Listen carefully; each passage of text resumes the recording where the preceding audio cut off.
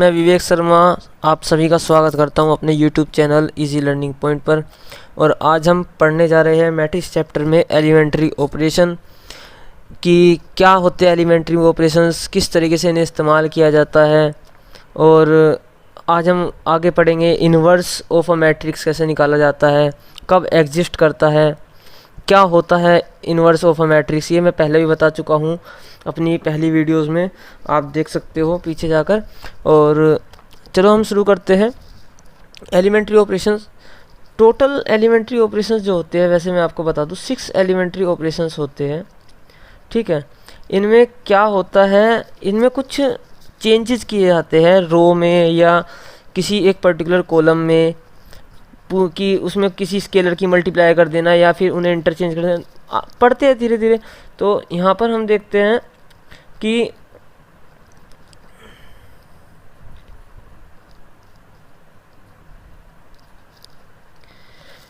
पहला ऑपरेशन देखते हैं, the interchange of any two rows और एनी टू कॉलम्स।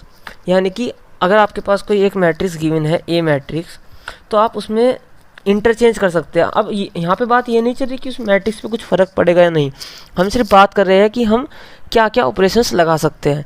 तो पहला ऑपरेशन देखो हम क्या करते हैं, पहला एलिमेंट्री ऑपरेशन है कि अगर आप रो को इंटरचेंज कर रहे हैं आपस में। पहले मैंने जैसे एक मैट्रिक्स लिया था, ए मैट्रिक्स, ठीक है, और हमने एक ऑपरेशन लगाया R1 इंटरचेंज R2, यानी कि R1 को R2 की जगह लिख देना है और R2 को R1 की जगह लिख देना है। तो सिंपली इसमें क्या करना है कि देखो, जो ये फर्स्ट रो थी इसको मैंने कहाँ लिख दिया, सेकंड रो में, और जो सेकंड रो थी उसको मैंने कहाँ लिख दिया, फर्स्ट रो में। ध्यान रखना, जिस रो में कोई चेंज लिखा ही नहीं है उसको बिल्कुल भी चेंज नहीं करना, उस पर कोई फ़र्क नहीं पड़ेगा। देखो ये थर्ड रो, ठीक है, इस पर कोई फ़र्क नहीं पड़ेगा। अब हम पढ़ेंगे आगे, नीचे पढ़ते हैं। तो नीचे फिर मैंने लिखा है कि कॉलम में क्या कैसे कर सकते हैं। मान लो मैंने C1 कॉलम 1 को कॉलम 3 से इंटरचेंज किया, तो इसका मतलब क्या होगा, जो कॉलम 3 था उसको तो लिख दिया हमने कॉलम 1 की जगह, ठीक है, और जो कॉलम 1 था उसको लिखा कॉलम 3 की जगह, और जो कॉलम 2 था कॉलम 2 सेम रहेगा क्योंकि हमने उसमें कोई चेंज किया ही नहीं, ठीक है। तो दो ऑपरेशंस हमने एक ही पॉइंट में बता दिया है कि रो में चेंज हो सकता है और कॉलम में चेंज हो सकता है, ठीक है। अब आगे देखते हैं दूसरा, the multiplication of elements of any row और column by a non zero number, ठीक है। यहाँ पे कोई एक मैट्रिक्स लिया हमने, ए मैट्रिक्स, जो कि कितने ऑर्डर का है, 2/3 ऑर्डर का है, ठीक है। वैसे ऑर्डर यहाँ पे कुछ मतलब नहीं है, लेकिन फिर भी मैंने बता दिया। अब देखते हैं कि मैंने क्या मतलब, हमने बात क्या करी। देखो, multiplication of the elements of any row और column by a non zero number. ध्यान रखना, नॉन जीरो नंबर से मल्टीप्लिकेशन चल रही है, किसी भी जीरो नंबर से मल्टीप्लिकेशन हम यहाँ नहीं कर रहे, ठीक है। तो नॉन जीरो नंबर से हमें मल्टीप्लिकेशन करनी है। तो जैसे देखिए, ये मेरा कोई मैट्रिक्स था, ठीक है। अब इस मैट्रिक्स में मैंने C3 जो कॉलम था उसमें मैंने क्या चेंज करा, C3 में क्या कर दिया, पूरे के पूरे C3 में इसमें 1/7 की मल्टीप्लाई कर दी, किसी एक कांस्टेंट की, किसी स्केलर की आप कह सकते हो, नॉन जीरो, ठीक है, एलिमेंट की मल्टीप्लाई कर दी। तो वो कैसे, क्या क्या चेंज आया उसमें, first column same to same रहा, second column same to same रहा, थर्ड कॉलम में क्या हुआ, 1 को 1/7 से मल्टीप्लाई करना है, तो क्या आएगा 1/7, फिर 1 को 1/7, यानी कि 1/7 की पूरे इस कॉलम में मल्टीप्लाई हुई है, ठीक है, हर एक एलिमेंट के साथ, और किसी कॉलम पे कोई फ़र्क नहीं पड़ा, ठीक है।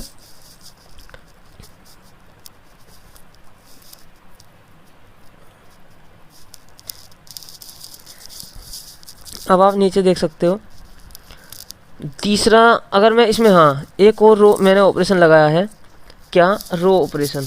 रो में क्या करा, देखो रो 1 में मैंने क्या चेंज किया, रो 1 में 1/2 R1 कर दिया।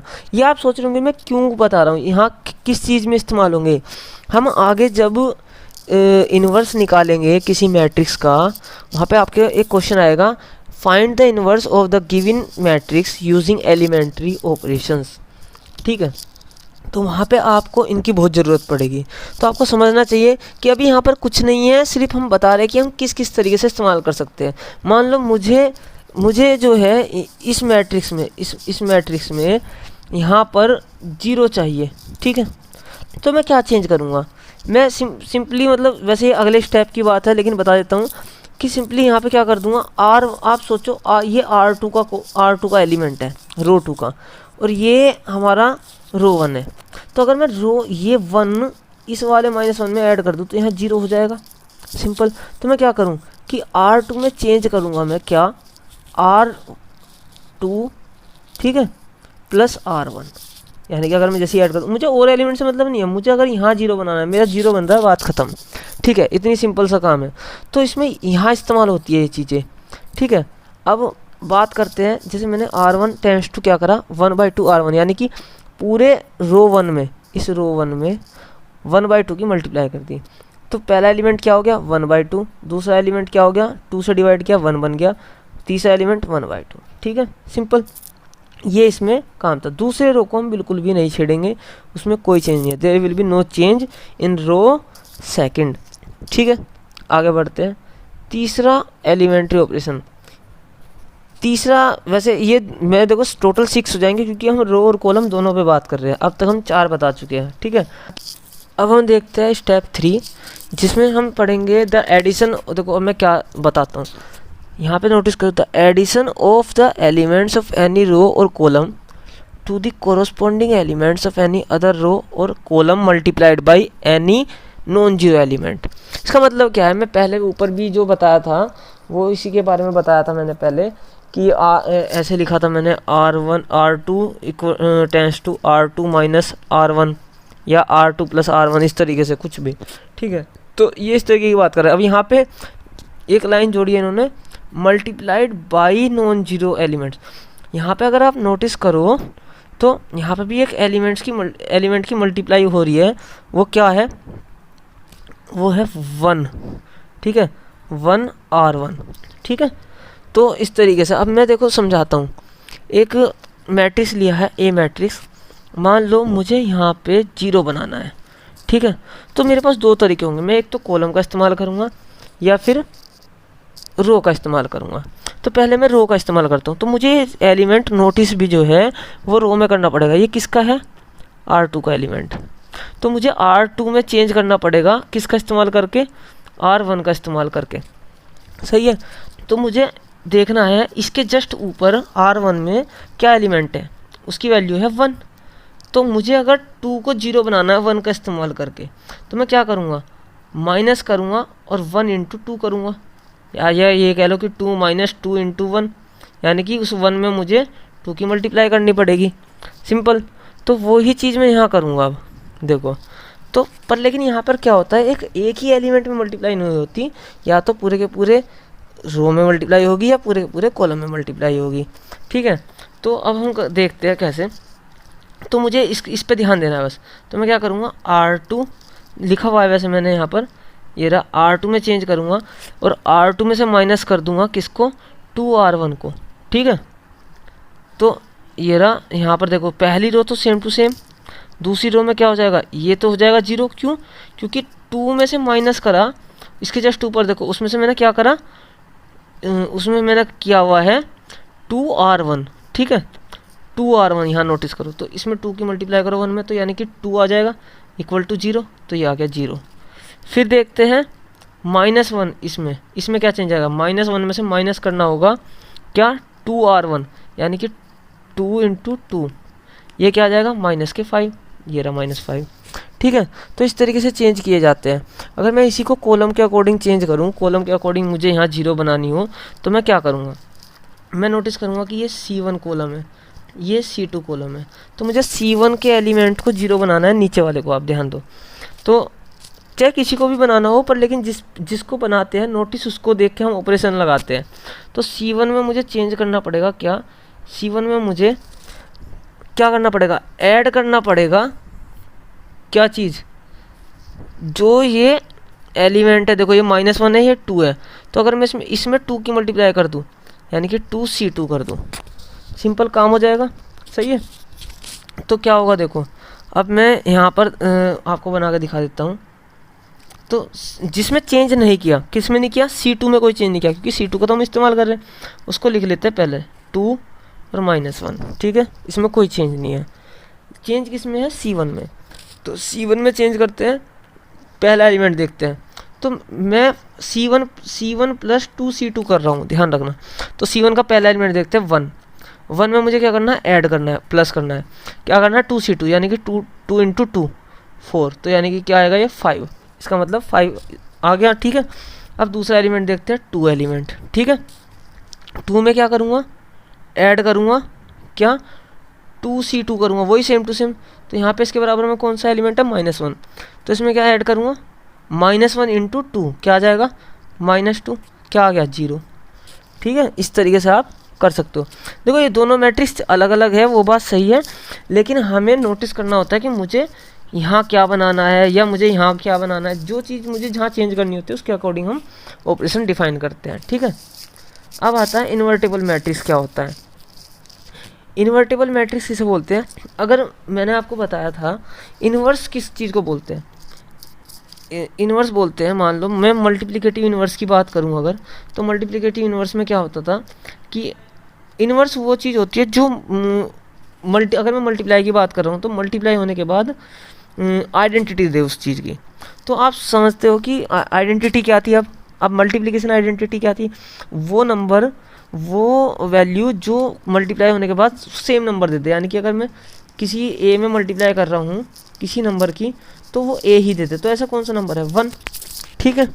ऐसा नंबर हमें पता ये 1 है, या ये कह सकते हो 2 इंटू 1 इक्वल टू 2। अब बात आती है इन्वर्स की। इन्वर्स क्या होता है, इन्वर्स वो होता है कि जो मल्टीप्लाई होने के बाद आइडेंटिटी दे दे। यानी कि मैं अगर ए के इन्वर्स की बात करूँ तो ए में अगर ए का इन्वर्स कोई बी है तो बी इसमें मल्टीप्लाई होने के बाद 1 देगा, ठीक है। ये नॉर्मल स्केलर मल्टीप्लिकेशंस की बात है। तो मल्टीप्लाई में क्या होता था इन्वर्स, अगर 2 का इन्वर्स ढूंढना है तो 1/2 की मल्टीप्लाई कर दो, रेसिप्रोकल कर दो, सिंपल। यहाँ पर ऐसा नहीं होता। यहाँ पर क्या है, हमें पता है आइडेंटिटी मैट्रिक्स जो होता है वो क्या होता है मल्टीप्लिकेशन के लिए, वो आई मैट्रिक्स जिसे हम बोलते हैं, ठीक है। ये सेम उस ऑर्डर का होता है जिसके लिए आप लगा रहे हो इसको। मान लो कोई ए मैट्रिक्स है जिसका ऑर्डर क्या है 2 है, यानी कि 2 1 3 4 इस तरीके से है। तो इसका आइडेंटिटी मैट्रिक्स भी क्या होगा, 1 0 0 1, ठीक है। इस तरीके से समझ में आ गई बात, कोई दिक्कत नहीं है। तो अब नीचे देखते हैं, अब मैं इसको पढ़ देता हूँ फिर भी एक बार। If A is a square matrix of order m, हाँ यहाँ पे ध्यान रखना कि जो मैट्रिक्स होगा वो स्क्वायर होना ज़रूरी है, वरना वो इन्वर्टेबल नहीं होता। उसका रीज़न भी मैं आगे बताऊँगा क्यों नहीं होता। Of order M and if there exist another square matrix B of the same order, दूसरा स्क्वायर मैट्रिक्स वहाँ पर एक और है बी, उसका भी ऑर्डर सेम है एम, ठीक है। सच दैट, किस तरीके की प्रॉपर्टीज़ अगर वो शो कर रहा है, अगर ए की मैं बी में मल्टीप्लाई करूं या बी की ए में करूं, पहले ए बी कर लूं या बी ए कर लूं, तो वो हमें क्या दे, आइडेंटिटी मैट्रिक्स दे। तो आप सोचिए जब आई जो है वो आइडेंटिटी मैट्रिक्स है, ठीक है, तो इसका मतलब क्या हुआ, अगर मान लो कोई ए मैट्रिक्स था, ये मैट्रिक्स की बात करूँ, और इसमें किसी बी मैट्रिक्स की मल्टीप्लाई होने के बाद, ठीक है, हमें आई मिल गया, तो इसका मतलब क्या हुआ, बी जो होगा इसका इन्वर्स रहा होगा ज़रूर, जब भी तो इसमें मल्टीप्लाई होने के बाद ये आई मैट्रिक्स हमको मिल गया, अदरवाइज नहीं मिलता, क्योंकि आई हमारी क्या है, आइडेंटिटी। तो इन्वर्स एलिमेंट क्या होता है, जो मल्टीप्लाई होने के बाद आइडेंटिटी प्रोवाइड कर दे, ठीक है। तो वही चीज़ हम देख रहे हैं। और हाँ, एक चीज़ मैं भूल गया बतानी, कि सिर्फ एक ही साइड से नहीं देखते कि मान लो मैं 2 का इन्वर्स देख रहा हूँ तो 2 इंटू 1/2 इक्वल टू 1 ही आएगा, वो ये प्रॉपर्टी भी होल्ड करनी चाहिए, 1/2 इंटू 2 इक्वल टू 1। ये तो खैर सिंपल है, हमें सबको पता है कि किधर से भी मल्टीप्लाई कर लो, कम्यूटेटिव होता है अंडर मल्टीप्लिकेशन। लेकिन मैट्रिक्स के अंदर कम्यूटेटिव लॉ होल्ड नहीं करता, ज़रूरी नहीं है मल्टीप्लिकेशन के अंदर। लेकिन अगर ऐसा हो रहा है, ठीक है, या तो डायगोनल मैट्रिक्स में होल्ड करता है, या अगर मान लो अदर मैट्रिक्स में भी होल्ड कर रहा है, तो इसका मतलब है वो जो दूसरा मैट्रिक्स है उसका इन्वर्स है।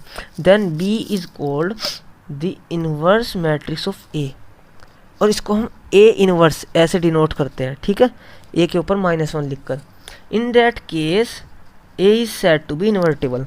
ए इन्वर्टेबल कहलाएगा कब, जब वो दोनों तरफ से आई मिले हमें, मान लो ए बी और बी ए करने पर दोनों तरफ से आई मिले, ठीक है, तो ही वो इन्वर्टेबल कहलाएगा, ठीक है। अब एक एग्जांपल देख लेते हैं।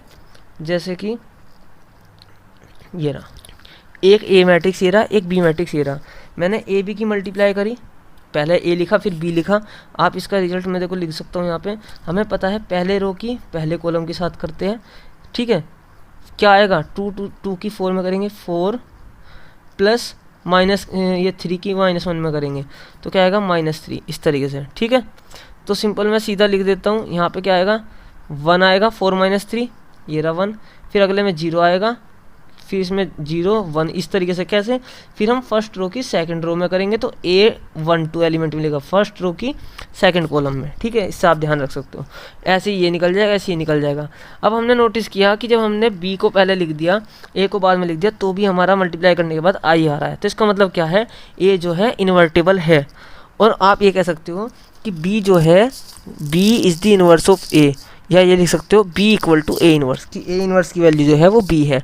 और यहाँ पर उल्टा भी होता है कि अगर एक चीज़ सोचो कि अगर 2 इंटू 1/2 इक्वल टू 1 है, तो इसका मतलब क्या है, 2 का इन्वर्स क्या है 1/2।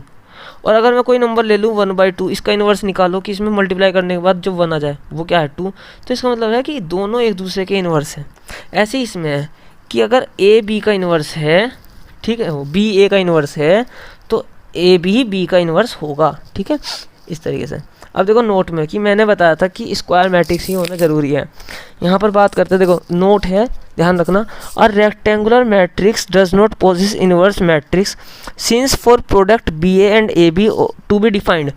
इनका कहने का मतलब क्या है कि वो दोनों डिफाइन होने चाहिए। अगर मान लो रेक्टेंगुलर मैट्रिक्स हुआ, मैं आपको लिख के दिखा देता हूँ कि अगर कोई रेक्टेंगुलर मैट्रिक्स हुआ इस तरीके से 1 2 3 4 5 6, ठीक है, और कोई दूसरा मैट्रिक्स अगर इसमें मल्टीप्लाई होनी है उसकी अगर, ठीक है, तो वो कैसा होना चाहिए, वो इस तरीके का होना चाहिए कि कैसे, अगर जितने इसमें कॉलम है, कितने 3 कॉलम है इसमें, तो उसमें 3 रो होनी चाहिए कम से कम, कम से कम नहीं 3 ही रो होनी चाहिए, ठीक है। तो 1 2 3 4 5 6, ठीक है, 4 5 6 और 7 8 9। अगर वो ऐसा भी हो सकता है कि वो 3/3 ऑर्डर का हो। अब देखो ये तो है 2/3 ऑर्डर का, तो ये दोनों सेम है, इसका मतलब ए अगर ये बी मैट्रिक्स है तो ए बी तो एग्जिस्ट करेगा, क्योंकि इसके ए के कॉलम और बी के रो दोनों बराबर है। लेकिन अगर मैं बी ए करने लगूँ तो बी के कॉलम कितने हैं 3 और ए की रो कितनी है 2, दोनों बराबर नहीं है, यानी कि ये तो एग्जिस्ट ही नहीं करेगा, मल्टीप्लाई नहीं हो पाएगी। तो इसलिए स्क्वायर मैट्रिक्स होना ज़रूरी है। स्क्वायर मैट्रिक्स में क्या होता है, वो एक m इंटू एम ऑर्डर का मैट्रिक्स होता है, दूसरा भी m इंटू एम ऑर्डर का मैट्रिक्स होगा। तो आप कैसे भी देख लो बराबर ही रहने हैं, तो वो मैट्रिक्स एग्जिस्ट करेगा, ठीक है, वो मल्टीप्लिकेशन एग्जिस्ट करेगा। समझ में आ गई बात।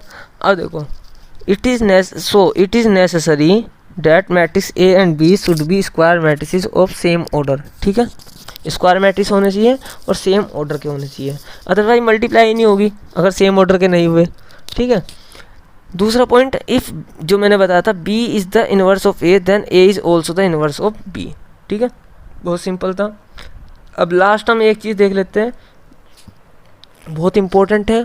If A and B are invertible matrices, पहले ही कह दिया कि ये इन्वर्टेबल है, इसका मतलब दोनों एक दूसरे के इन्वर्स है, इस तरीके से इन्होंने बता दिया,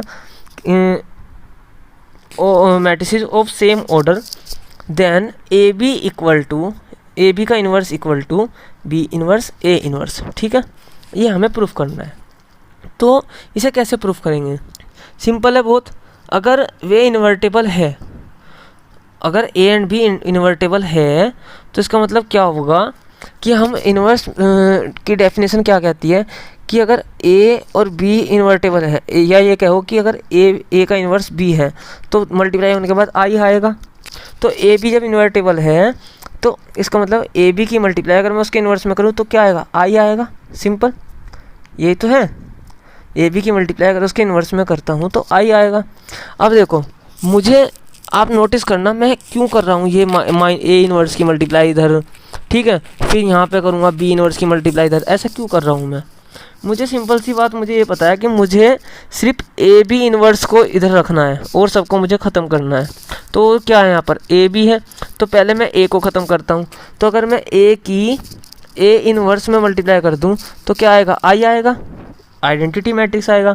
तो मैंने क्या किया, मैंने प्री मल्टीप्लाई कर दी, प्री का मतलब है पहले, pre multiply both side by A inverse, तो ये कर दिया इनवर्स की। अब हमें पता है एसोसिएटिव लो तो होल्ड करता ही है, तो ए इनवर्स और ए को एक साथ ले सकता हूँ मैं, बी और ये ए बी इनवर्स एक साथ। इधर क्या था, ए इनवर्स आई था। और हाँ, हमें पता है कि आई की मल्टीप्लाई जिसमें भी मैट्रिक्स में होती है वो वही मैट्रिक्स देता है, क्योंकि आई जो है आइडेंटिटी मैट्रिक्स है, और आइडेंटिटी का काम ही ये होता है कि वो मल्टीप्लाई करने के बाद जिसमें भी मल्टीप्लाई होता है वही मैट्रिक्स देता है। ठीक है, तो ए इनवर्स मिल गया हमें, क्योंकि ए इनवर्स की आई में मल्टीप्लाई हो रही है। तो अब देखो ए इनवर्स ए, इधर क्या बन गया आई, बी बच रहा था बी, ए बी इनवर्स बच रहा था ए बी इनवर्स, और इधर ए इनवर्स। ठीक है, अब आई बी हमारा क्या हो गया, जैसे मैंने बताया था आई ए इक्वल टू क्या था, ए था, तो ऐसी आई बी क्या बचा हमारा, बी बच गया। ठीक है, बी ए बी इनवर्स। अब देखो ए तो ख़त्म हो गया, अब बी को और ख़त्म करना है, तो क्या करें फिर, अब की बार बी इनवर्स की मल्टीप्लाई कर दो, प्री मल्टीप्लाई। ठीक है, तो क्या हो गया, बी इनवर्स बी क्या बन गया आई, और इधर क्या आ गया बी इनवर्स ए इनवर्स। ठीक है, अब नीचे देखते हैं, बी इनवर्स ए इनवर्स बन गया, यानी कि बी इनवर्स बी क्या बन गया आई, और ये ए बी इनवर्स, और इधर बचा हुआ है ही बी इनवर्स ए इनवर्स। अब देखो आई की अगर मल्टीप्लाई किसी में भी होती है तो वो वही मैट्रिक्स मिलता है। अगर मैं आई की मल्टीप्लाई ए इनवर्स में करूँ तो क्या मिलेगा, ए इनवर्स मिलेगा। आई की मल्टीप्लाई अगर मैं ए बी का होल इनवर्स में करूँ तो क्या मिलेगा, ए बी का होल इनवर्स मिलेगा। ठीक है, सिंपल। तो वही हमें यहाँ मिला, देखो A B inverse equal to P inverse A inverse, इनका ऑर्डर चेंज हो जाता है। ठीक है, पहले बी आ जाएगा फिर ए आ जाएगा, बस थोड़ा सा यही था। और हम आगे जो है अगली वीडियो में मैं आपको बताऊंगा, जो हमने एलिमेंट्री ऑपरेशंस ये पढ़े हैं यहाँ पर, इनके ऊपर किस तरीके से क्वेश्चन आता है, कैसे हम इन्वर्स मैट्रिक्स निकालते हैं एलिमेंट्री ऑपरेशंस का यूज़ करके। ठीक है, आज के लिए इतना ही, और थैंक यू। आगे भी मैं वीडियोस अपलोड करता रहूँगा, अगर आपको अच्छा लगे और या आपको कोई भी इसमें परेशानी लगे या कुछ भी आपको दिक्कत आ रही है, जो भी आपको पूछना है कमेंट में बता दें मुझे, मैं बताऊँगा आपको बिल्कुल। ठीक है, थैंक यू वेरी मच।